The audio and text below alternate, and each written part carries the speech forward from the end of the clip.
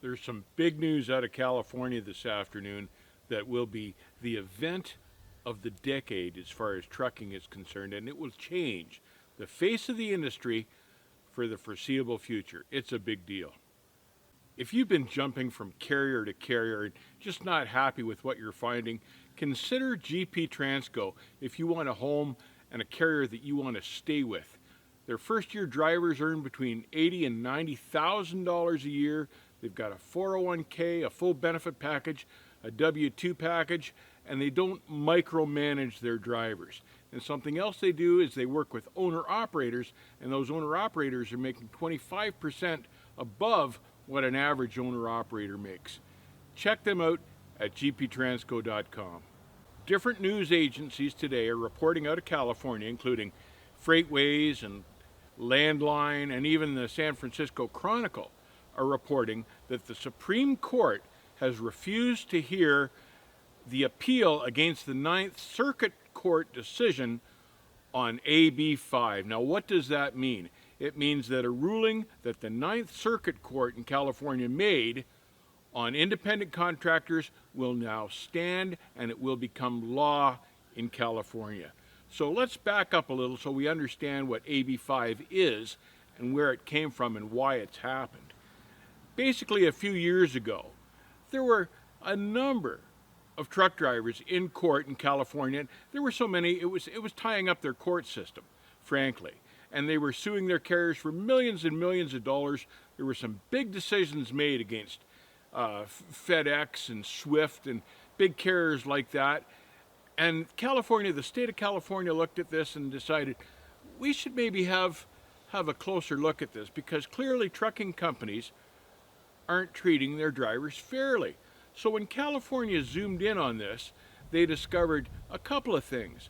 They discovered that the lease operator programs, which were very popular among the big carriers now, were basically driving 80 to 90% of these guys into bankruptcy because they were so corrupt. And because these guys were going into bankruptcy, these lease operators, they were failing to pay their state taxes. California calculated out that they were losing $6 billion a year in unpaid taxes from what the trucking industry was calling these independent contractors. So California said, you know what? This is all wrong. We're losing billions of dollars. Our citizens are being cheated by these big carriers. We have to fix this situation. We have to determine what is truly an independent contractor and what is really an employee that the carriers are trying to pass off as independent contractors. So they came up with this test that they called the Ab5 test. And what they would do was put this test against anyone that considered himself an independent contractor and then judge accordingly. So the conditions for being an independent contractor was that you had to be completely independent as a business. You couldn't be dispatched by another carrier or a carrier. You couldn't be under their operating authority, under their insurance, under their plates. All sorts of stipulations. You had to have more than one customer. All sorts of stipulations. And these lease operators in California, of course, failed all of these stipulations because they were running under the authority of the carriers. They were using their plates. They were using their insurance. Hell, even their maintenance had to be done at carrier-approved shops. They couldn't shop for customers. They were told by the carrier which loads they were going to haul. They were clearly not independents. There was nothing independent about them. They had to buy their fuel from the carrier. They were just glorified employees that carriers were trying to use and hide with. So California went, no more of that. We're going to establish this AB5 law so we can truly determine who is an independent contractor, who actually owns their own business, and who is not an independent contractor, who is just a pawn of the trucking company. And these trucking companies were just soaking these guys hollow and then forcing them into bankruptcy. California said, no more of that. We care about our citizens, and we care about this tax revenue that we're losing. Well, of course, the mega carriers just went wild because in many cases, a majority of their revenue was coming from leasing trucks to unsuspecting drivers that wanted to own their own equipment.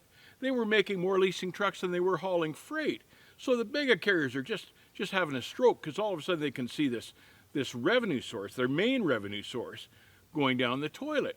So the big corporations, the big carriers, and groups like the ATA and the California Trucking Association all got together and poured millions and millions and millions of dollars into defending this independent contractor program. And they cited things like, oh, you know, everybody's dream is to own their own truck and the supply chain will fall through without these guys. And none of that was true.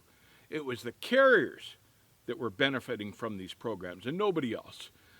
And now, just today, California has received the decision from the Supreme Court that no, this is no longer going to be allowed, and these big carriers will not be able to operate lease operator programs in California anymore. Now, the sad part of this is that this program will also affect legitimate owner-operators that are leased to carriers that actually own their own trucks but haul exclusively for one carrier. Now, I feel bad for these guys, but there's not a big workaround involved because all those legitimate owner-operators really have to do is get their own operating authority and get a few of their own customers. It's not that tough, and they'll be fine. Then they'll be classed as an independent. Now, the really smart owner-operators have seen this coming and have already done this because getting your own authority isn't an overnight deal. It takes, you know, a couple of months and finding insurance and that type of thing. The guys that were ahead on their businesses, the real owner-operators, saw this coming and prepared for it.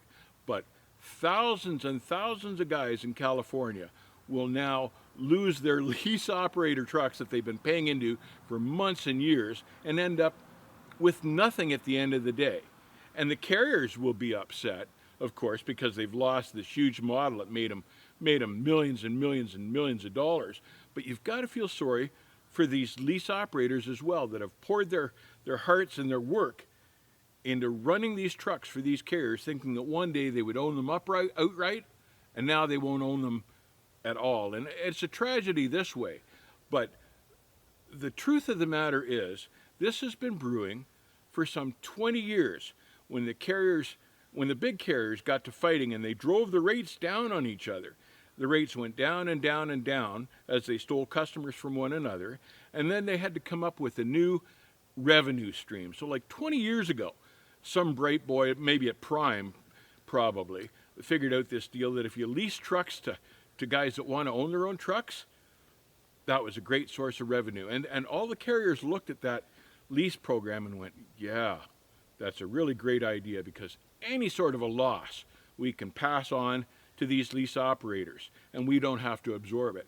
And look at the price of fuel these days. Like, who wants to pay for their own fuel these days, the price being the way it is?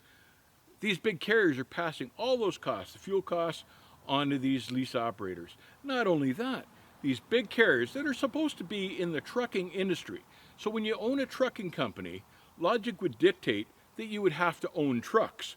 But no, these big carriers have been leasing trucks to drivers, and they don't have to buy any of their own trucks. All of that cost and expense has been pushed onto these lease operators.